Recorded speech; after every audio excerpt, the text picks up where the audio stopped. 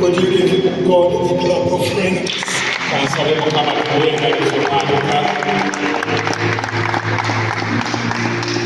In a special way, the newest, latest couple on the globe, Mr.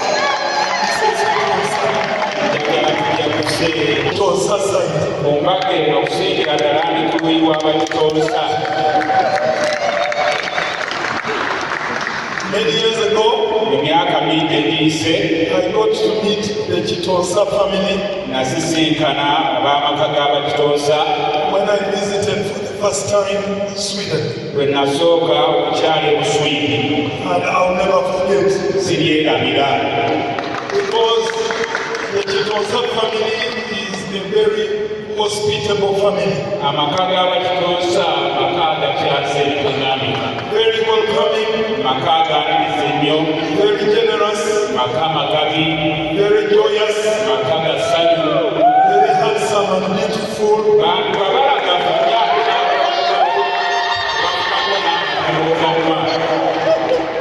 In fact, before people get married, they should go to Chitonsa's house.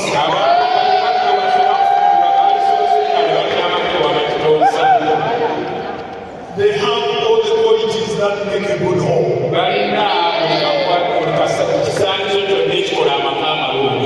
In Chitonsa's house, many years ago, I ate my first matoke in Sweden.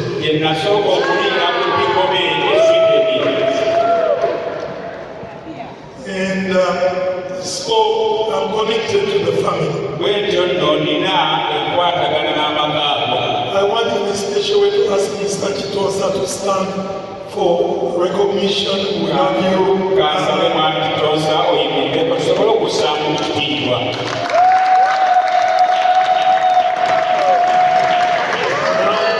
The truth is, when Chitonsa is not in Stockholm, this is his church.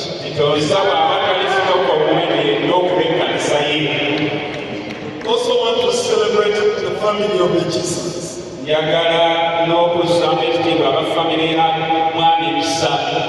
Who brought up a very beautiful woman. This lady is always smiling. They gave her the right name. And because of her, I'm going to visit Stockholm again. I think it's good 15 years since I was last there. But because of this wedding, I'll go to Stockholm. There are people here in this church who connect with Sweden. Our hearts are there. Because many years ago, God spoke to this church to start encouraging and preaching the gospel in Sweden. And we raised money as a congregation and sent missionaries to Sweden. I know people in Sweden don't write history. But here we also have the first missionaries to Sweden.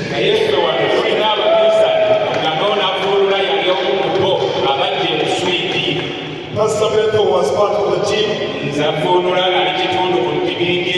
Pastor Ruth was part of the team. Pastor Felix was part of the team. And others, we mentioned even Pastor Patrick. Someone prayed to Patrick and you're going to us. He's also a missionary. We have many words, but we can't spoil this day into speeches. I'll say a few things. Because I'm a married professional. I've been 35 years married.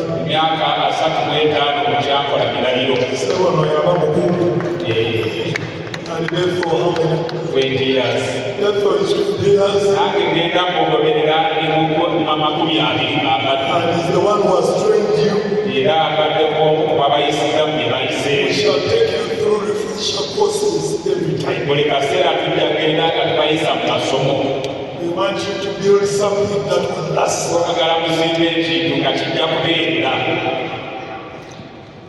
Amen. Now, in Corinthians, Paul made a statement. He was telling the church in Corinth that he planted. And he said, I planted.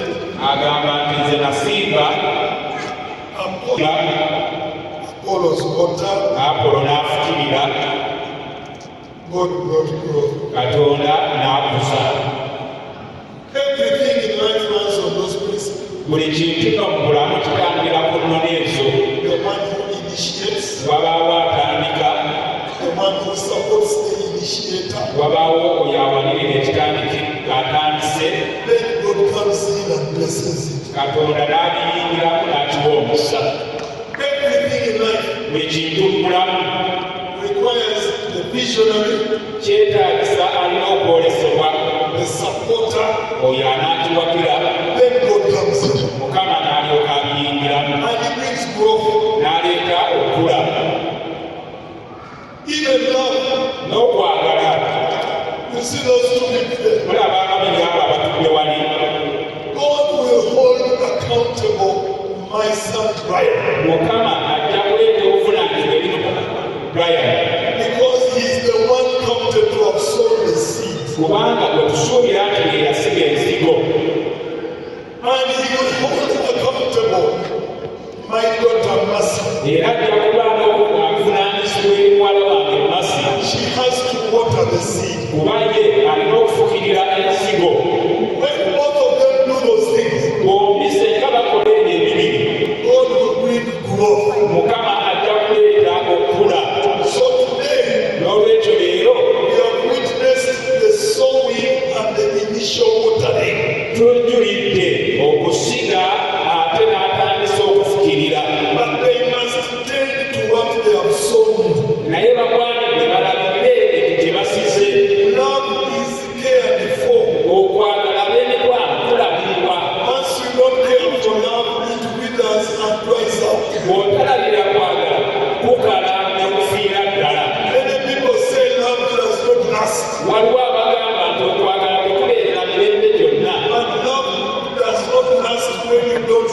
favorite. okwagala kikuleetera obutabeera mirembe gyonna kiva mu butakulabirira. So now we are witnessing the planting and the watering. Leero nno tujulira okusiga n'okufukirirwa. This water until this grows into a big tree. mulina okugenda nga mufukirira paka lwe kulivaamu omuti omunene. The more you water, the more God comes and brings forth. gy'okoma okufukirira mukama gy'akoma okujja n'aleeta okukula. Many homes are dead amakampuni yange agafudde because the ones who are supposed to water did not water. kubanga eyali agwanidde okufukirira teyafukirira. The ones who are supposed to prune did not prune. naye eyali agwanidde okubaako byasalira teyababangulira. We are here tuli wano to witness the beginning of responsibility. okujulira entandikwa y'obuvunaanyizibwa. You are married to be responsible. You cannot be married and irresponsible. ab'emikwano wabasoba wafumbirwa kubeera na buvunaanyizibwa tosobola kubasoba okufumbirwa noweeroweza obutaba na buvunaanyizibwa. Yesterday, a young man looked in my eyes. eggulo waliwo omuvubuka eyazze n'agansimba amaaso. He has been married for 15 years. abadde mufumba okumala emyaka 15. And he said, we are agreeing with my wife to stop it. n'ajja n'agamba tuli mu kukaanya mukyala wange ekintu kikome wano. I told him it cannot stop. ne mugamba tekisobola kukoma wano. It is you who should charge yourself to water it. twalina okweza amaama ng'okifukirire. He said, I don't want to water. n'agamba ebyo ebyokufukirira kusoma sibiwulira. But it is responsibility. You get married to be responsible. buvunaanyizibwa obwasaba ofumbirwa kubeera bwa buvunaanyizibwa. You water. ofukirira Whether you like it or not, you water. oba oyagala oba nedda ab'emikwano ofukirira gambeeko amiina. Yena mwe mwagenze nnyo. Christmas yawayise. Kasita obasa oba oyimiridde obuvunaanyizibwa oba okufukirira. Once you get married, you've entered into that responsibility of watering. Teri mukwano gubeerawo nga tekufukiriddwa. There is no love without being watered for. Olunaku olulala mulidda ne basomesa biki bye tufukirira mu mukwano. Another day will come and let you know what we should be watering for when it comes to love. Naye bw'ogayalirira amaka go gafa. Once you neglect your home, it dies off. Amaka gatambula na kufukirirwa. We keep sustaining our homes as we keep watering for it. Ebigambo by'okwagala. The words of love. Buli lw'okomawo n'otunula ku mukyala wo n'ogamba oli otya emunyenye yange olwo ofukirira. Whenever you come from where you come from and you tell her, how are you my dad, how are you my sister, N'okomawo n'akalamu olwo ofukirira. come with a gift in so long you are watering. N'oyamba ku mirimu olwo And ofukirira. you help her with house chores, you are watering her. Ofukirira. You are watering. N'owaanako n'ofukirira. You praise her good of his handsomeness. You are watering. N'omutwalako out n'ofukirira. You take her out. You are watering. Naye okwagala kw'okuwasa n'olekako mu nnyumba. But you love, N'otambula ng'onoonya ssente ebyo bijja kukala bijja kufa. you love and maybe you leave her in the house. You know why you're always seeking for money. That love, that family will die off. Weeweeyo ofukirire omukwano gw'omwami wo. Weeweeyo ofukirire omukwano gw'omukyala wo. N'ebigambo ebyo twagaliza abaana baffe Brian ne Masi obufumbo obulungi. Amina. Tugenda kufuna oluyimba olulwaniriza Brian ne Masi mu maaso wano. Tukyabuzaayo ebintu bitono nnyo tujja kubanga tuva mu kifo kino kanyaniriza abagole okukomawo wano. Kana tukulire ku kusunga mu ngalo n'ekigambo ekyo. Ate era tutule Mukama mu ngalo ez'amaanyi. Abadde bakulirira naffe abafumbo abaliwa si bwe kiri ab'emikwano. Ffe Abaganda nze ne mwami Kitonsa tugamba baba babulira omwana gw'akoobenga nga naawe olw'omunaku oluto okunkumula kati nze twesweride oliva wange ngenda kwongera okufukirira ebasibwe. God.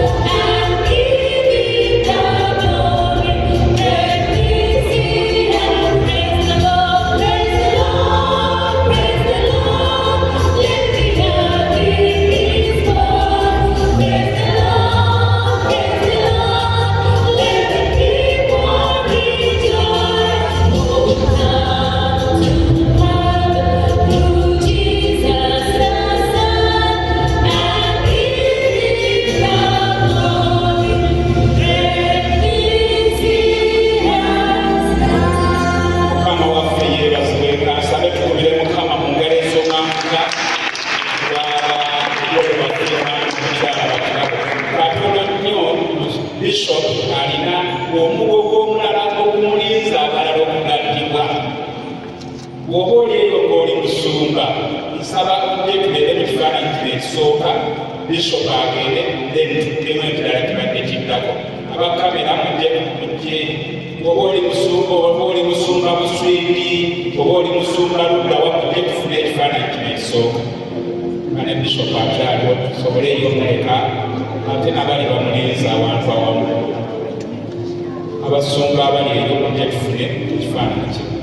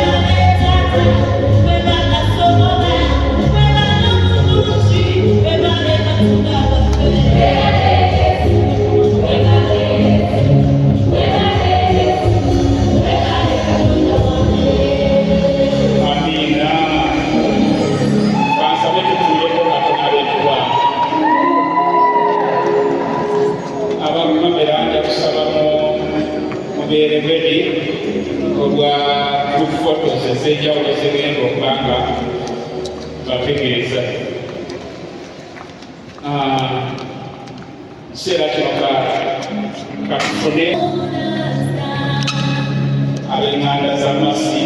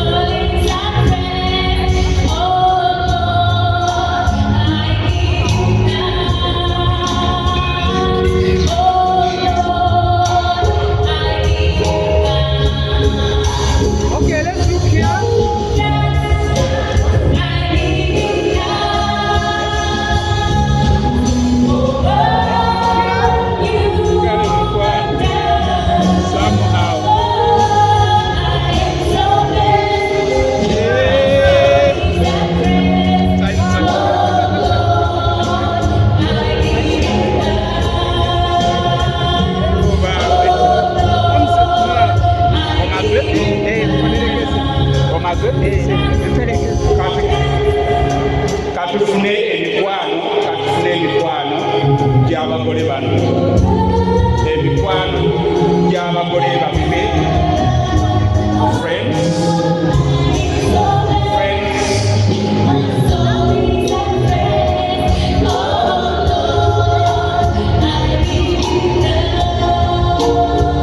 Emikwano gy'abagole,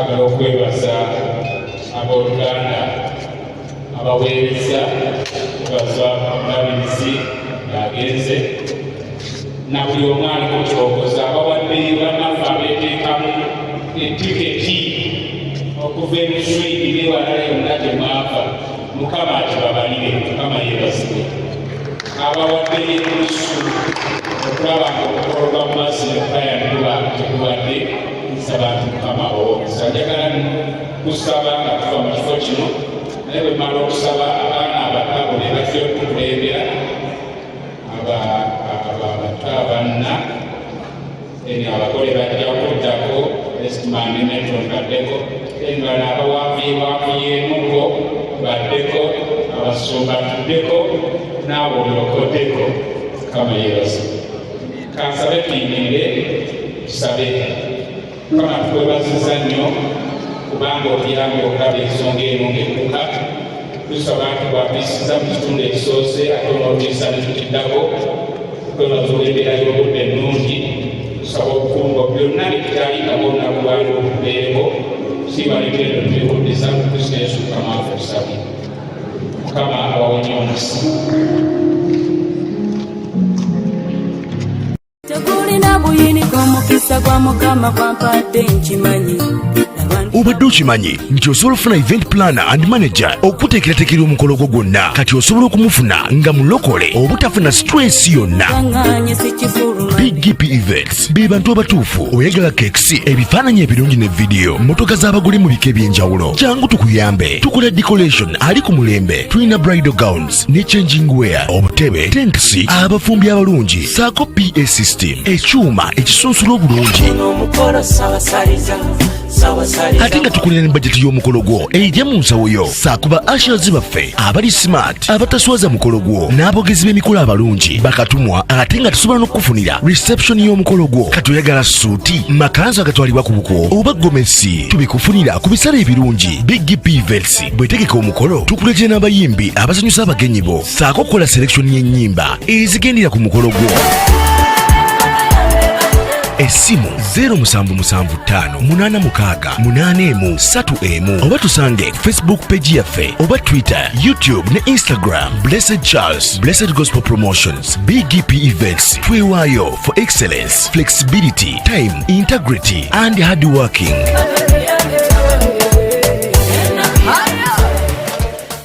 BGP Events, likinga, subscribinga, oba ogoberere era oyanirize n'omulala byonna bya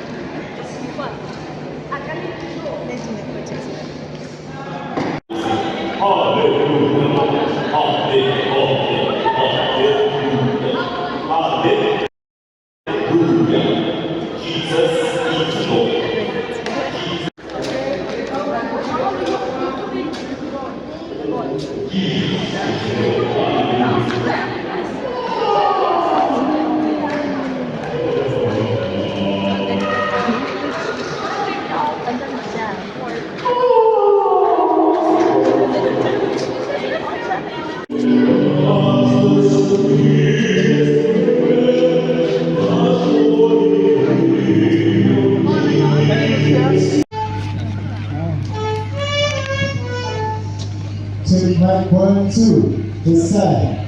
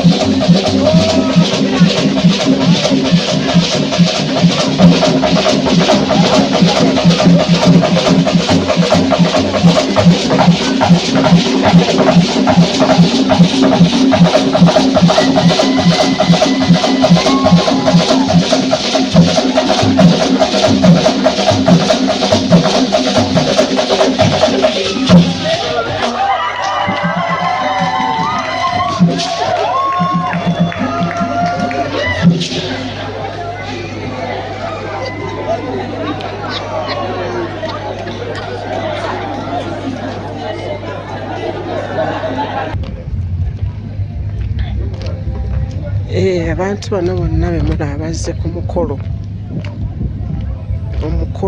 Ssaabasaaliza ogwa Masse ne Brian. Eno waliwo ekifo kirungi kiri eno kitende eno. It's a good garden with a view. Kavyu kalaba. So mwenna abaagala kukola ki osobola okuyitako ekitende eno ekifo kino si wabi. Masse ne Brian Kongs mukulike byonna. Banna ekifo kyekino tuli eno abagole baffe baavuddeyo Sweden, so bali eno. So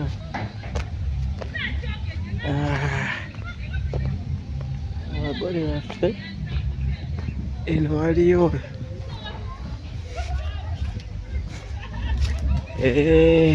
waliyo obuyanjayanja eno osobola okukolerayo zi baby shower, zi bridal shower, zonna okolerayo.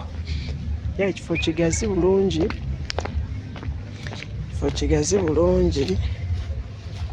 agiyise Springs Gardens. Nene ekimala. So oba oteeka wano wonna eno yonna garden ogiraba, eno yonna oteekayo omukolo gwo ne gubeera bulungi ddala. So ekifo kyo kyekino, outdoor bweti weerabise. So kanzireyo ate ffe tuli eri mulengera tent eri that big tent ffe tuli eri kitegedde tuli side eri so embeera bwete bweri ate kanzireyo twasaganya ensonga endala katonda nga bwali omulamu omukolo gwo eno area byokalaba eno gadeni ndala gadeni ndala ogiraba musajja oyo mulaba oyo Uncle Ivan oyo engera background nungi wenna abaagala photoshoot sobola okujja eno nayo yasi wabi kola photoshoot yo kintu nekikola nekitambula bulungi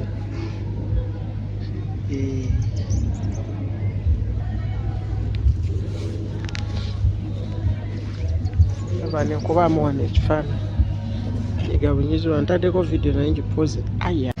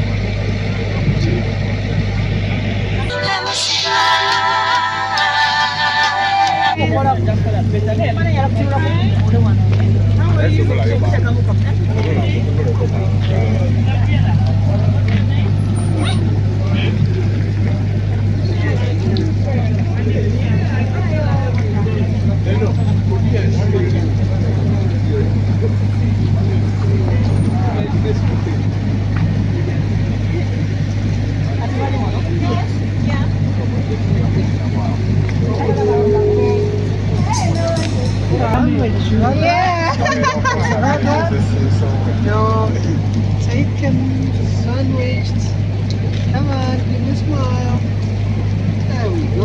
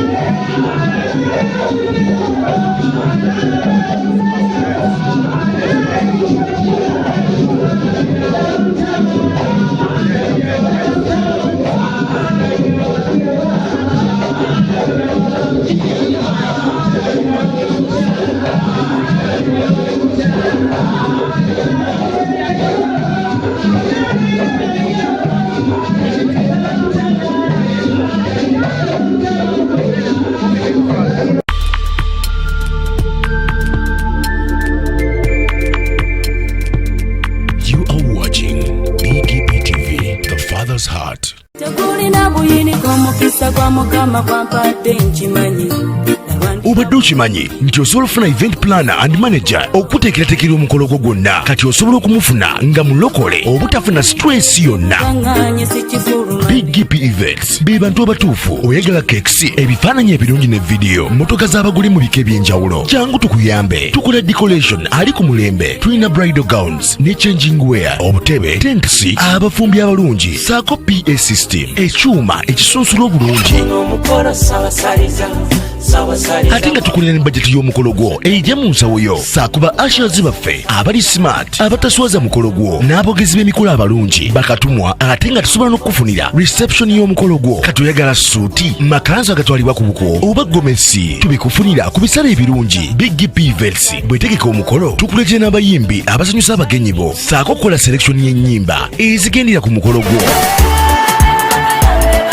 Essimu 07758681 oba tusange Facebook page yaffe oba Twitter, YouTube ne Instagram. Blessed Charles, Blessed Gospel Promotions, BGP Events. Twewaayo for excellence, flexibility, time, integrity and hard working.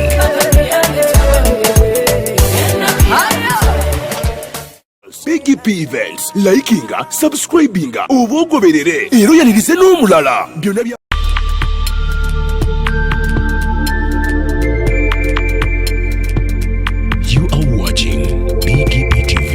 Father's Heart. tegulina buyiniko omukisa gwa mukama gwampadde nkimanyi.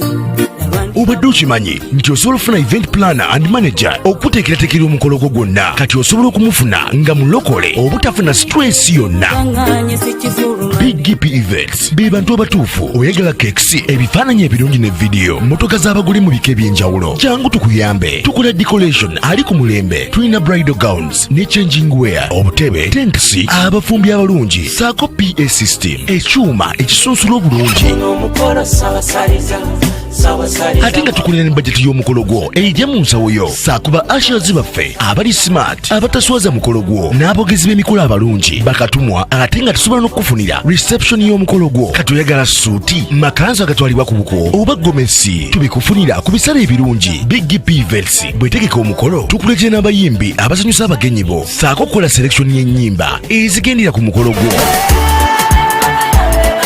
Essimu 07758681 oba tusange Facebook page yaffe oba Twitter, YouTube ne Instagram. Blessed Charles, Blessed Gospel Promotions, BGP Events. Twewaayo for excellence, flexibility, time, integrity and hard working.